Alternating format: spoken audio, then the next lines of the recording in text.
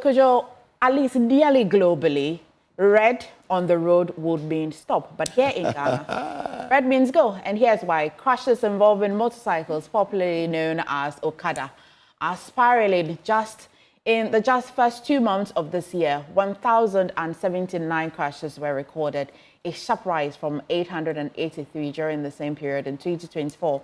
It's a grim sign that indiscipline among motor riders is accelerating faster than the country's response. Emmanuel Jivenu has more in our feature titled Red Means Go.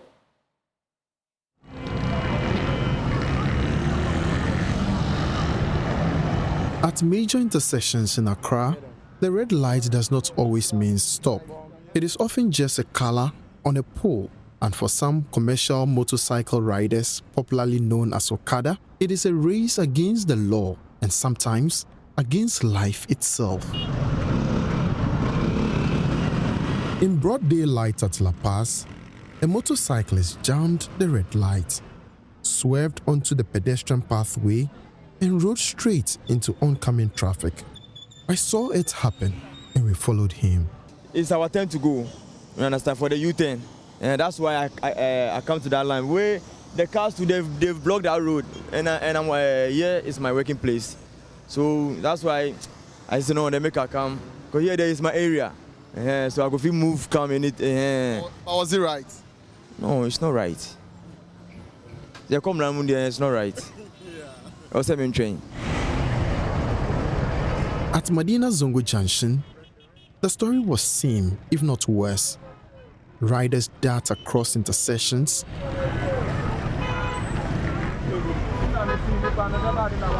one narrowly escaped being hit, not once, but twice, as the light stays red. Paul Kwesi has been riding for more than a decade. Medina Zongo is his base.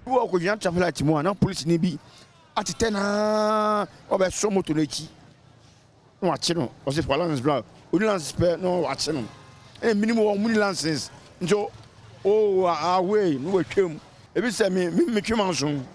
More lands more strong be beyond you. Uchimia, Utumi Kemagasi, Mraban Chessy, Utuki, Mrabian Chessa, is a way police me Ubuapu.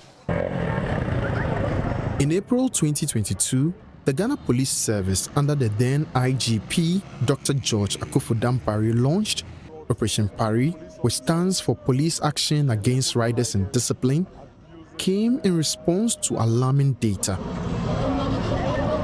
Motorcycles were the leading cause of road accidents-related deaths and the second leading cause of injuries in the country. Buzanga remembers what the Paari initiative did for his own riding culture. The introduction of Paari, then this red light issue came into effect, and very serious. We have been educated, and due to Paari education, gradually, we will stop at the red light, and there is no police harassment. You see, and it has reduced a lot of this dying accident. If you don't wear helmet, it's your own case, but obey the red light. That is the law of Paari, and this law too has benefited us a lot. Say traffic so Tabna Paari e or the Mrabi too was a so rider obi engineer. Police ni bia obeju usika bibia make sure so obonwu din na obe report e be treasure police ni accident. The reason oji usika no yeah Paari was saying travelers ni so rider obi engineer or the Mrabi obi engineer ba wo Accra this year omujanya kwan e chichi moto the motor phones police phone no mugane. Police motorbike teams were stationed at key intersections. Riders were educated. For a while, the change was visible, but 3 years on, the brakes seemed to have failed. Because of this policeman in my mind, I decided to swerve one car, not knowing that the one taking this way is green for them. You see, that was my first injury, if you can see here and here. That was my first escape of death. Oh, baby, oh, I'm one. Regency, anyhow, as in the breeze, see what red was one who came out, be a cross, no, what I found my position. Regency, the guy couldn't pay.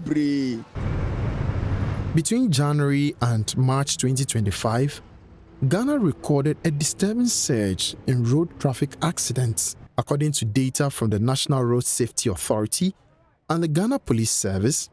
3,674 clashes were reported, up nearly 8% from the same period last year. These crashes involved over 6,100 vehicles and left 4,287 people injured.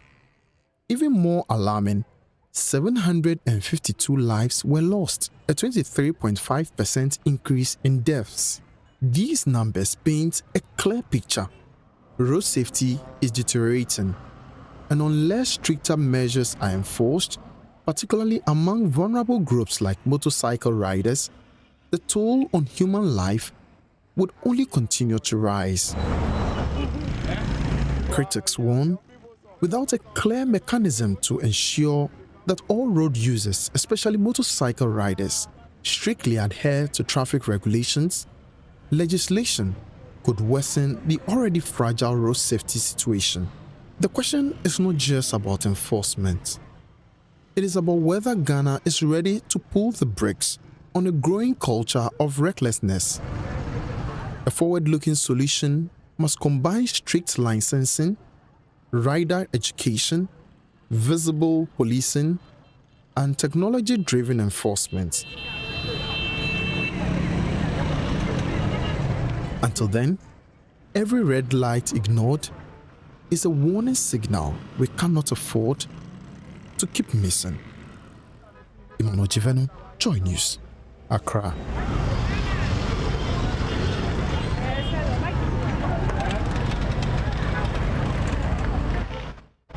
All right, so that was, that feature put together by Emmanuel Jivenu there.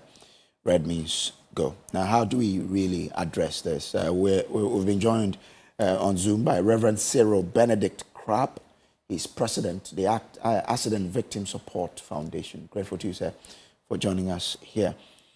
Now, quite a disturbing statistic there put together by, Emmanuel Jivenu. How do we deal with this? Thank you very much, and good morning to your viewers and listeners. Indeed, let me say congratulations to the reporter, Emmanuel Jivenu. Yes, who put this together. We have been on the roads looking at this disturbing situation to see how best we can, put it together and bring it to the public. He's done an excellent work on this, and I'd say kudos to him. You can see clearly from all that he's captured, there is a total indiscipline on our roads, especially with Okada. And with the statistics I have from here with me, from 2014 up to last year, 2024, the Okada situation is very, very serious, and especially the disregard or the total disregard to the red light now, especially in this year. It's very, very worrisome, and one that we need to talk about. Indeed, I have personally missed. But what does that statistic in front of you say between 2014 and 2020 with respect to the Okada situation? So 2014, so we said the trend in motorcycle involvement in crashes from 2014 to 2024. In 2014, it was high. Up to 2024, it's too high. I mean, the trend keep on rising. Trend keep on rising. So let's say 2023, we have Okada deaths or crashes as 4,901. And then in 2024, Okada crashes involving Okada is 484. Now, the Okada fatalities from 2014, Okada fatalities from 2014 to 2024. So let's say 2014 it was 356, 2015 was 332. 2016 it was 437, 2017 453, 2018, 559, 2019, 518, 2020, 829, 2020, 2021, 915, and then it came down 2022, and then went 2022 came down to 725, and then he went up again 939, and in 2024 Okada fatalities is 1,087. 1,087. This is up to 2024. I'm saying last year. This year you've shown the statistics so clear, and it tells clearly that Okada is causing a lot of harm. Okada is wasting a lot of life, and it's as a result of the total disregard that we have given to traffic regulations and also the indiscipline on our roads. I must say that the moment we spoke about Okada legalization, the indiscipline increased. Why am I saying this? You clearly mentioned how the Operation Paari that Dr. Dampare brought, brought some kind of sanity on our roads. That the moment the police riders stopped, they also stopped. And for some time, about a year or two, it became inculcated, embedded, inherent in them, that when they get there, because of the police presence, they will have to stop. And you can see, just like it is done in elsewhere in this country, like the Upper East, like Temale, Bolga, and the Bono regions, they stop clearly, and then they allow traffic to flow. But since Dampare left, and there was the voice of, or the announcement of Okada legalization, the discipline increased. There was total disregard. And you have titled it clearly that red means go for the Okada. Red means go for the Okada. And it is the truth. I'm not a politician. I am an ambassador for road safety. And so I would definitely speak it as it is out there. It is not a juicy, it's not palatable. Where I sit as the president for accident victim support, they completely get from Okada crashes, Okada accidents, Okada injuries. Take it from me, it is not good at all. And I think that the earlier something is done, or the earlier we go back to the implementation, or maybe find another name for it, so that it can bring back the sanity and the discipline on our roads, the better for all of us. Are you blaming the legalization for it? Because, the 1,087 deaths happened in 2024 when we had not legalized Okada. I am not blaming the legalization, and I'll sit here and say that the legalization of Okada, we are all for it. Okay. But as we are, as Ghanaians as we are, I think that if there is something like this, we should rather sit out there or sit in our rooms and make sure we come out with everything that we need to do before we announce them, or better still, implement them. Better still, try to educate the public of what we are bringing. You remember when the toll booths closure was announced in Parliament? The moment they announced it, that very day, there was total disregard. That people do not even respect the toll booths anymore. The same thing happened to the announcement of the Okada legalization. And I'm speaking from experience and encounters that I have had. I'm currently dealing with one Okada crash. If you have allowed me, I would have brought him to your studios. He's currently, the Okada rider fled off, and this man had to battle for over 9 months. He's now limping.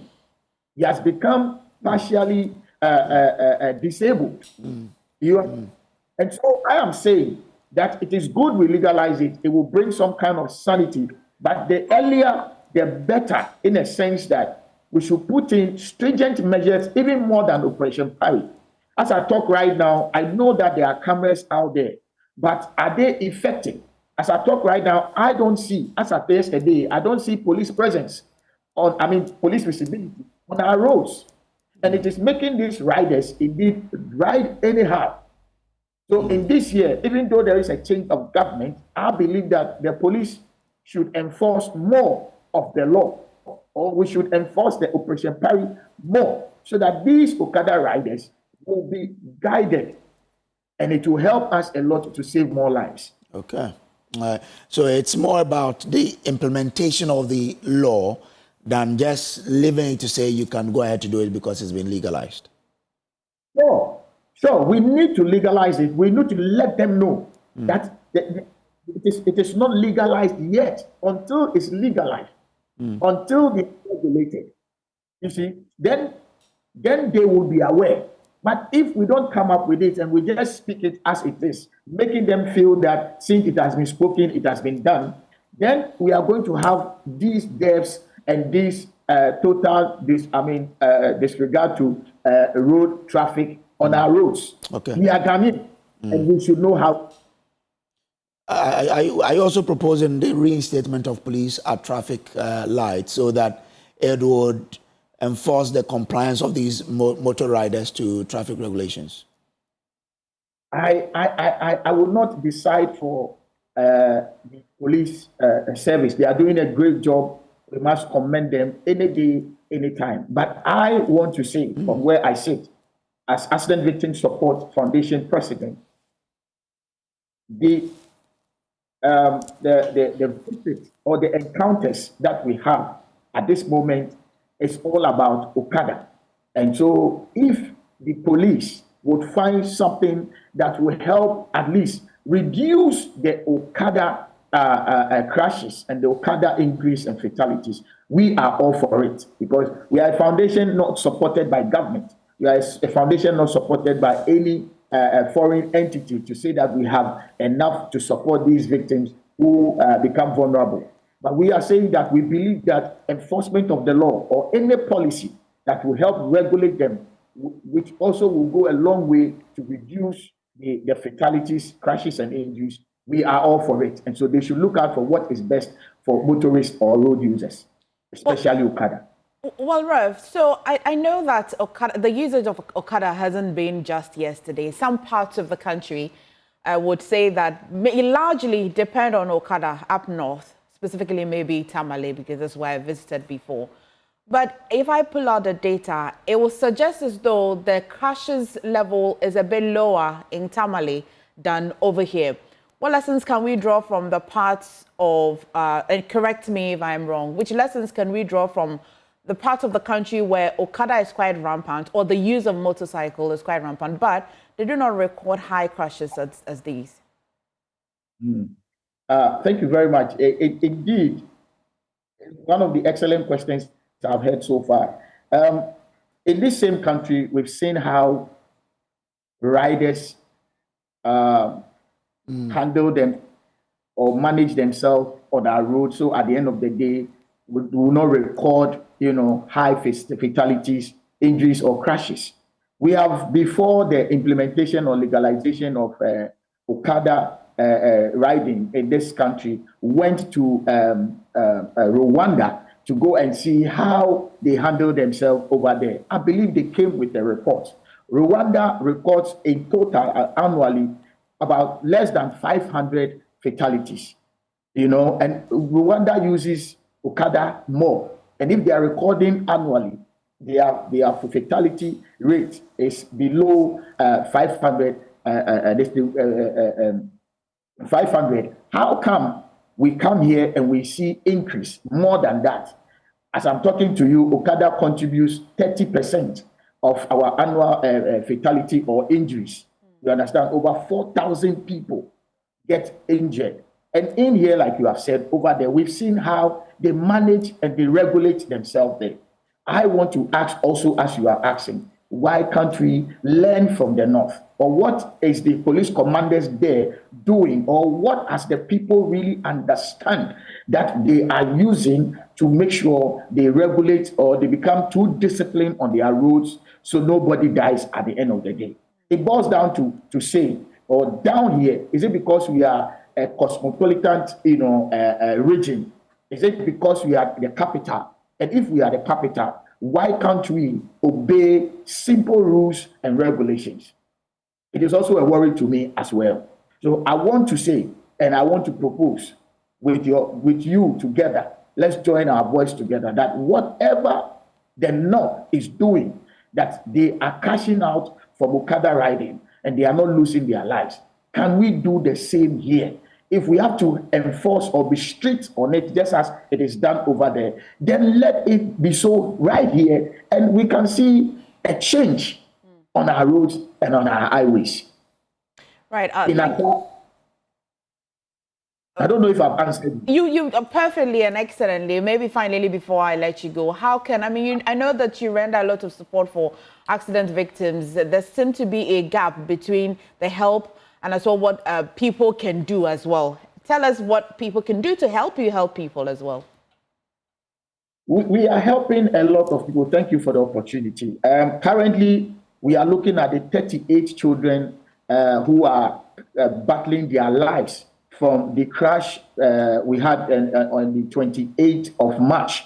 I am very much surprised that these children, 62 children got crashed, and to date, the entire country have not followed up on what happened to them. 2 of them died, 1 was amputated, 1 went into coma, and 38 of them currently are battling serious injuries going in and out. What we have heard from the accident victim support, whilst we're supporting them and giving them post-trauma stress disorder engagement, we have heard that the bus that they use, the school bus, St. Collins SHS bus that they use, was not insured. And it's a school bus, an SAH bus. So are we saying that the buses that carry these children, due diligence were not done before carrying them? They are telling me, I can send you their voice, that they paid 400 Ghana to go on that excursion. They paid if their car, this car should get spoiled. They bought fuel, but at the moment they have to battle because the driver, lost control. Accident victim support is saying these children need support, and it's becoming difficult for us to support them. We have a whole lot of support, but people that we need to support. But currently, these school children who are supposed to be future leaders of this country got involved, assuming, God forbid, they had all died. Just like 2019, where we had 100 people dying in one day in Ghana, and we have since not spoken about it. Would we be okay as a country to continue our lives? For how long are we going to continue to see children die? So I will call on government, I will call on individuals, corporate Ghana, that they should engage us. Let's partner to make sure that these people that get involved, they get the compensation that is due them. Let me use the opportunity also to thank Joy News, the entire multimedia, for the support you have given us. Yes, you've given us a platform for our voice to be heard. We are looking forward that we will cash in from it. So God bless you for the question. We need the support for these children, especially 38 of them. And if you like, I can bring a session of them for you to interview them, and you will understand what we are saying. Thank you, Rev. It will be a real pleasure. But thank you for sharing your thoughts with us on this data that Emmanuel Jivenu has just been pulling out as well on road crashes. And the question is, red means go. Thank you.